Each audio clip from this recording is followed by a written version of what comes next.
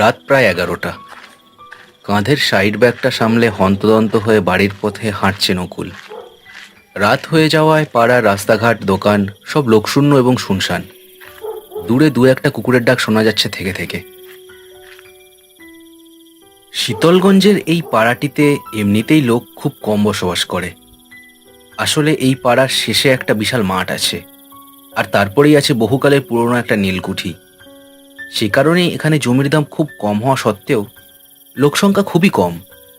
সবাই মনে করে ওই নীলকুঠিতে অশুভ কিছু একটা থাকে, কিন্তু আজ পর্যন্ত তাকে কেউ চোখে দেখেনি। হাঁটতে হাঁটতে নকুলের অনেকক্ষণ ধরেই অস্বস্তি হচ্ছে। তার বারবার মনে হচ্ছে তার পেছনে কেউ একটা দূরত্ব বজায় রেখে হেঁটে আসছে। নকুল প্রথমে ব্যাপারটাকে মনের ভুল ভাবলেও এবার দাঁড়িয়ে পিছন ফিরে লোকটার মুখোমুখি হওয়ার সিদ্ধান্ত নিল। কিন্তু অন্ধকারের মধ্যে মনে হলো সাদা লম্বা গাউনের মতো পোশাক পরা লোকটা এবার দ্রুত হেঁটে এগিয়ে আসতে লাগলো তার দিকে। পিঠ বেয়ে একটা ঠান্ডা স্রোত বয়ে যেতেই বাবা গো মাগো বলে নকুল পিছন ফিরে দৌড় দিল বাড়ির দিকে। দৌড়ে বাড়ির দরজায় পৌঁছেই পাগলের মতো দরজা পেটাতে শুরু করলো নকুল। প্রাণের ভয়, বড় ভয়। খুট করে শব্দ হয়ে দরজা খুলতেই তার বাবা নকুলের চেহারা দেখে বেশ অবাক হলেন। কি রে হতভাগা, এই তোর আসার সময় হলো? নকুল কোনো কথা না বলে হুড়মুড় করে ঢুকে পড়ল ভেতরে। নকুলের বাবা নবীনবাবু দরজা বন্ধ করে জিজ্ঞাসু চোখে ছেলের দিকে তাকালেন।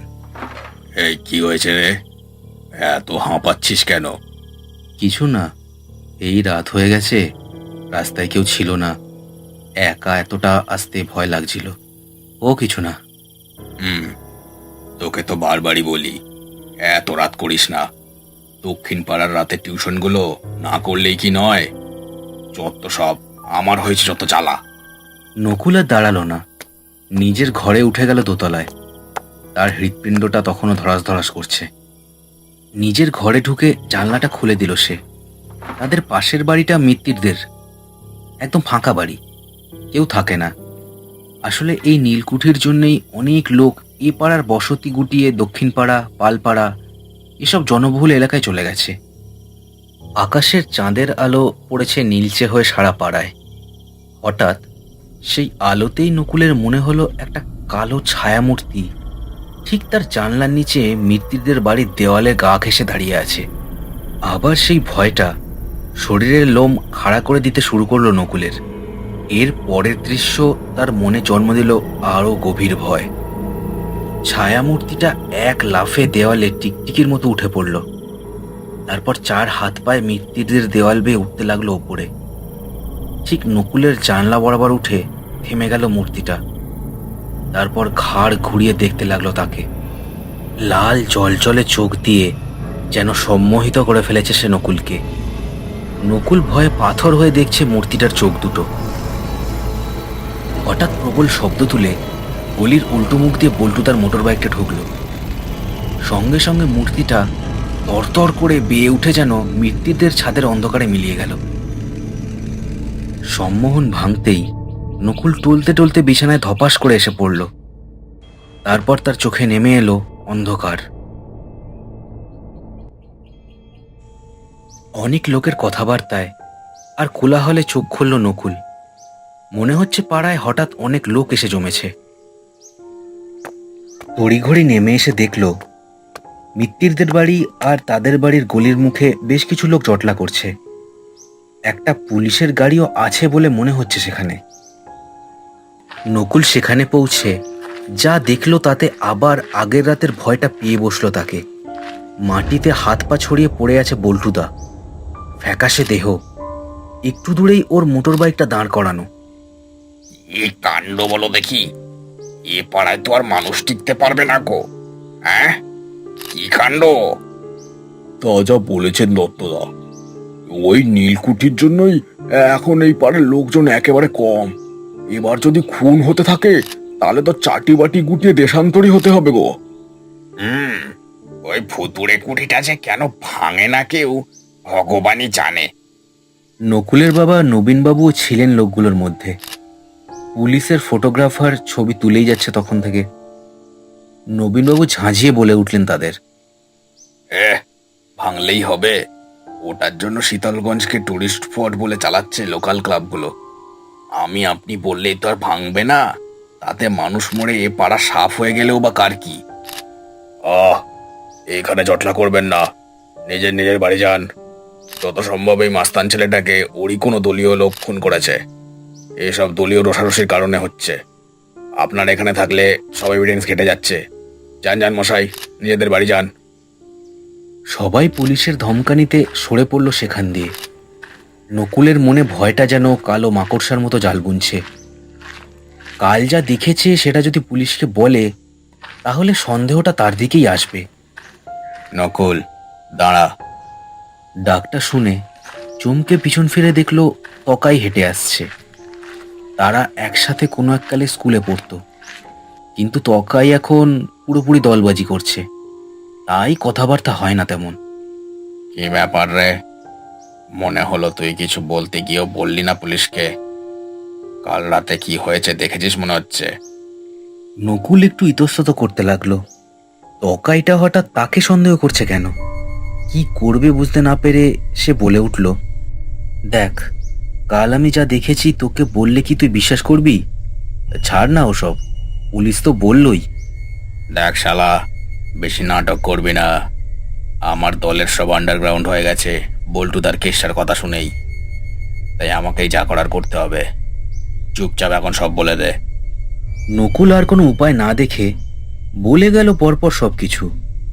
শুনে তকাইয়ের কপালের ভাঁজ আরো বাড়ল। আমিও এরকম একটা মূর্তিকে দেখেছি পাড়ায় ঘুরে বেড়াতে, সাদা গাউন পরে। আর পুরনো চার্চের পাদ্রিও সাদা গাউন পরে। মানে তুই তুই কি বলতে চাইছিস? বলতে চাই নয়, বলছি। এ পাড়ায় প্রমোটার ঢুকবে। সবার আগে যত পুরনো বাড়ি আছে ভেঙে রিসর্ট করা হবে। চার্চটাও হয়তো আর থাকবে না। নীলকুঠির চারপাশটাও টুরিস্ট স্পট করার কথা চলছে অনেক দিন ধরেই। তাই হয়তো ওই পাদ্রিই কোনো কাণ্ড ঘটাচ্ছে। নকুল হতবাক হয়ে সব শুনল তকাইয়ের মুখে। এসবের সাথে বুড়ো পাদ্রির কি সম্পর্ক সত্যি বুঝতে পারল না সে। আর কাল রাতে যে মূর্তিটাকে দেখেছে সেটা তো... যাই হোক, চল আমার সাথে এক জায়গায়, দরকার আছে। নকুল কোনো কথা না বলে সায় দিল শুধুমাত্র, কারণ বাধা দিলে তকাই ওকে জোর করেই নিয়ে যাবে সাথে। ইট বাঁধানো রাস্তাটা পেরিয়ে ওরা এগিয়ে চলল সেই কুখ্যাত নীলকুঠিটার দিকে। নকুলের মনে কাল রাতের ভয়টা যেন প্রবলভাবে জাঁকিয়ে বসতে শুরু করলো আবার। নীলকুঠির ঠিক ভেতরেই একটা পুরনো কবরস্থান। ভাঙা কবরের পাথর, সমাধিগুলো যেন বহুকালের পুরনো কোনো ইতিহাস শোনাতে চায় সবসময়। কবরস্থানটার পাশ দিয়ে যেতে যেতেই নকুলের মনে পড়ল বর্তমান মালিক মিস্টার রবার্ট বছরখানেক হলো এই কুঠি কিনে বসবাস করছেন। শীতলগঞ্জের কোনো লোকের সাথেই তার তেমন কোনো আলাপ নেই। তাদের বাড়ির ভেতর ঢুকতে দেখেই বৃদ্ধ গাছে জল দেওয়া থামিয়ে তাকিয়ে রইলেন। নমস্কার দাদু, একটা কথা জানার ছিল, তাই এলাম। বৃদ্ধ হেসে ঝরঝরে বাংলায় বললেন, ইয়ং ম্যান, আমি তোমার বল্টুদাকে আগেই বলে দিয়েছি, গ্রেভ ইয়ার্ড ভাঙার পারমিশন আমি দেব না। বারবার এসে আমাকে বিরক্ত করছো কেন? আরে ওসব পরে হবে। বল্টু দাই নেই তো বল্টু দাকে দেওয়া কথা। হ্যাঁ, একটা কথা জানার ছিল, সেটাই বলুন। বলছি, চার্চের বুড়ো পাদ্রির সঙ্গে আপনার আলাপ আছে নাকি? মানে বুড়োটা ঠিক কেমন? পাদ্রির কথা শুনেই বুড়োর মুখের হাসি মিলিয়ে গেল। দাঁতে দাঁত চেপে তিনি খসখস করে বলে উঠলেন, হঠাৎ ওই পাদ্রির ব্যাপারে আমার কাছে কেন জানতে এসছো? আমি ও ব্যাপারে কিছু জানি না। আর শোনো, ওই গ্রেভইয়ার্ডে নিয়ে কিছু কথা আছে তোমার সাথে ইয়ং ম্যান। সন্ধ্যেবেলায় এসো। Okay, now I have to go. তকাইয়ের চোখ জ্বলে উঠল। এই কবরস্থানটাকে ভেঙে নীলকুঠি সংলগ্ন একটা রেস্তোরাঁ বানাতে চায় তার বস প্রমোটার সুনীল গুপ্তা। গোটা পাড়াটায় লোকজনকে মানানো তেমন কঠিন কাজ হবে না, কিন্তু এই বুড়োটার জন্যেই কাজ আটকে আছে বহুত দিন ধরে। এই সুনীল গুপ্তার হয়েই তাদের পুরো দলটা কাজকর্ম করে থাকে। বুড়ো আর কোনো কথা না বলে গটগট করে চলে গেল কুঠিটির ভেতরের দিকে। তকাই আর নকুলও বেরিয়ে পড়ল বাড়িটা থেকে। রাস্তায় হাঁটতে হাঁটতে নকুল বুঝতে পারল শীতলগঞ্জের এই এলাকাটিতে লোকজন কম হলেও শান্তি ছিল। সেই শান্তি সম্পূর্ণরূপে ধ্বংস হতে চলেছে। শোন, এই ব্যাপারগুলো যেন কেউ জানতে না পারে। আর বল্টুদাকে যে খতম করেছে তার হাল আমি খারাপ করে দেবো। আজ এই বুড়োটাকে দেখে নি, পরে দেখে নেবো ওই পাদ্রীকে। যাই হোক, চলি। মনে রাখিস যা বললাম। নকুল খুব গুরুতর কোনো ষড়যন্ত্রের গন্ধ পাচ্ছিল, কিন্তু এই ভয়ানক মূর্তিটা কার ছিল সেটা ভেবেও কোনো কুল কিনারা পাচ্ছিল না সে। চিন্তামগ্ন অবস্থাতেই বাড়ির দিকে চলল সে। টিউশনি পড়াতে বেরোতে হবে তাকে।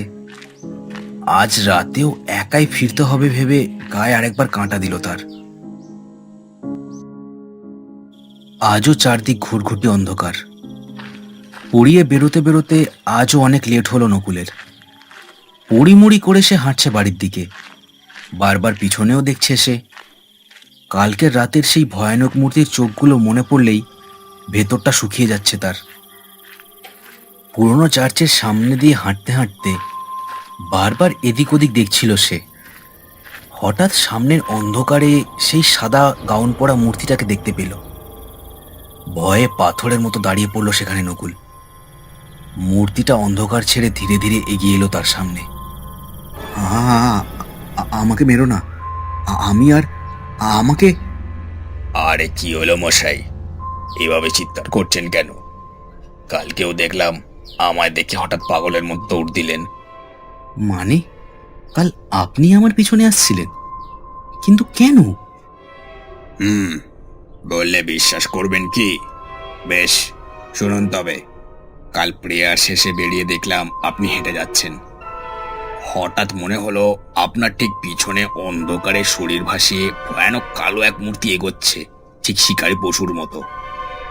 আমি আপনাকে সাবধান করতেই দুপায়ে গেলাম। আপনি পিছন ফিরে আমার দিকে তাকিয়ে কি দৌড়টাই না দিলেন। নকুল একেবারে হা হয়ে সব শুনল। তারপর ঢোক গিলে কাল রাত থেকে ঘটে চলা আধিভৌতিক সব ঘটনা আর বল্টুর রক্তশূন্য দেহটার কথাও জানালো পাদ্রীকে। বলো কি, এই নীলকুঠিতে কেউ থাকে নাকি? আমি তো 6 মাস এখানে এসেছি, আজ অব্দি কাউকে দেখলাম না তো। হ্যাঁ, মানে ওটা মিস্টার রবার্ট নামে এক অ্যাংলো ইন্ডিয়ান কিনেছেন এই বছরখানেক আগে। আর খুব বেশি দিন এসে থাকছেন না উনি এখানে। কিন্তু আপনি এত উতলা হচ্ছেন কেন? দেখো, এখানে আসার আগে ওই নীলকুঠি নিয়ে বেশ খানিকটা গবেষণা আমি করেছিলাম। তাতে জানতে পেরেছিলাম ওই নীলকুঠির শেষ নীলকর সাহেব ছিলেন মিস্টার রবার্ট। খুব অত্যাচারী ছিলেন তিনি। আর ওই নীলকুঠির ওপরে যে অশুভ ছায়া আছে সে ব্যাপারটাও আমার জানা। দেখুন, একই নামের দুজন লোক তো হতেই পারেন, তাই না? না না, কোথাও হিসেব ঠিক মিলছে না। চলো তো দেখি। তোমার বন্ধু একা ওখানে গিয়ে ঠিক করেনি। বলেই পাদ্রী হাতের লণ্ঠনটা নিয়ে হনহন করে হাঁটতে শুরু করলেন নীলকুঠির দিকে। নকুলও এক মুহূর্ত থম হয়ে দাঁড়িয়ে থেকে তারপর তার পেছনে হাঁটতে শুরু করলো। নীলকুঠির সামনে যখন এলো তারা দেখলো কোনো আলো নেই বাড়িটায়। কালো অন্ধকারের মধ্যে বিশাল পিশাচের মতো দাঁড়িয়ে আছে সেটা।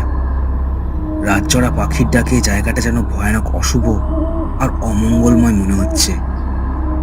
তারা দুজনে চারদিক দেখতে দেখতে ঝুলে পড়া গেটটা পেরিয়ে ভেতরে ঢুকলো। সকালের মতোই কবরগুলো কোনো ভয়ানক অতীতের গল্প বুকে নিয়ে তাকিয়ে আছে। মিস্টার রবার্ট, মিস্টার রবার্ট, আমি চার্চের পাদ্রী পলাশ গোমস। Mister Robert. তকাই, তকাই, তোরা কোথায়? তকাই। কারোর কোনো সাড়া পাওয়া গেল না, যেন মৃত্যু পুরীতে এসে দাঁড়িয়েছে দুজনে। হঠাৎ নকুলের চোখ গেল মাটির দিকে। অন্ধকারে এক পাটি জুতো আর চাপ চাপ রক্ত যেন পড়ে আছে।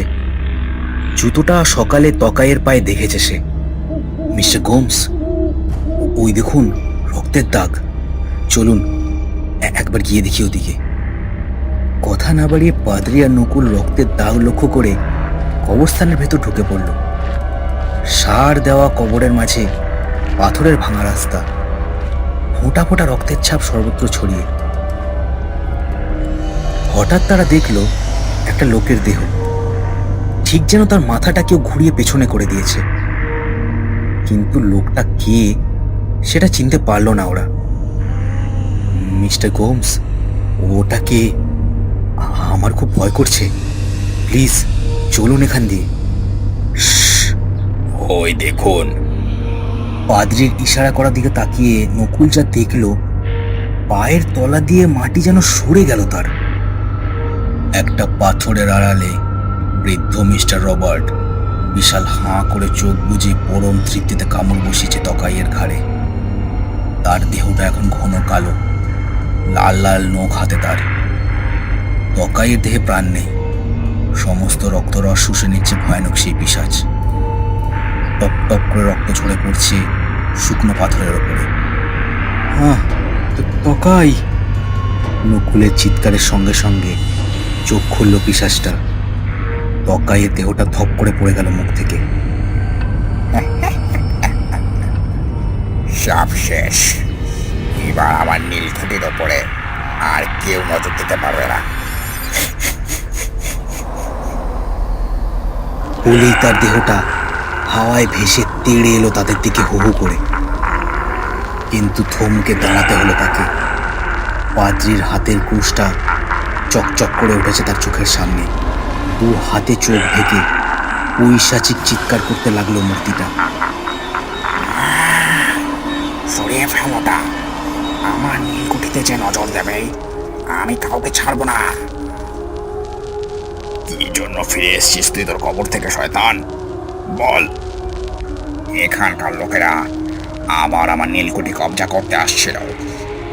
আমার সমাধিটাও ছাড়তো না এরা, তাই একে একে সকলকে নরকে পাঠিয়ে দিতে মৃত্যুর ওপার থেকে ফিরে আসতে হয়েছে আমায়।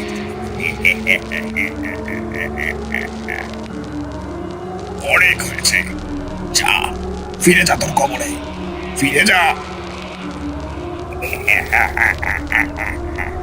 ঠিক আছে, এখন আমি চলে যাচ্ছি, কিন্তু ফিরে আসবই। আমার নীলকুঠি কবজা করতে এলে আমি কাউকে প্রাণ ভিক্ষা দেব না।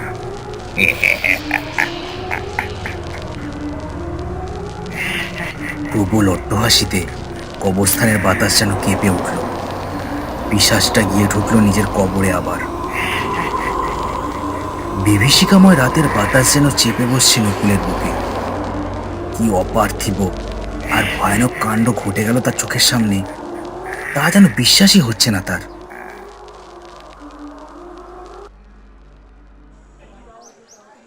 পরদিন সকালে নীলকুঠির চারদিকে অসংখ্য লোকের ভিড় জমল। মিডিয়া, পুলিশ আর পাড়ার লোকে চারদিক ছয়লাভ। বিখ্যাত প্রমোটার সুনীল গুপ্তা আর দলবাজ তকাইয়ের দেহ পাওয়া গেছে শীতলগঞ্জের মতো অখ্যাত এক জায়গার নীলকুঠিতে। হয়তো টুরিস্ট স্পট হয়ে ওঠার জন্য এতটুকুই যথেষ্ট ছিল, কিন্তু সবকিছুর শেষ হলো কি? নীলকুঠির মালিক মিস্টার রবার্ট হয়তো আবার ফিরে আসবে, কিন্তু তখন তাকে আটকাবে কে?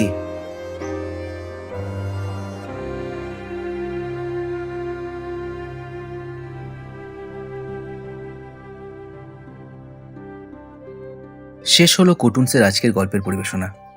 আজকের গল্পটি কেমন লাগলো তা আমাকে কমেন্ট করে জানাতে ভুলো না। চ্যানেলটিকে সবাই সাবস্ক্রাইব করে দিও আর গল্পটিকে শেয়ার করে দিও তোমার বন্ধুদের সাথে। দেখা হচ্ছে পরের ভিডিওতে। সবাই খুব ভালো থেকো।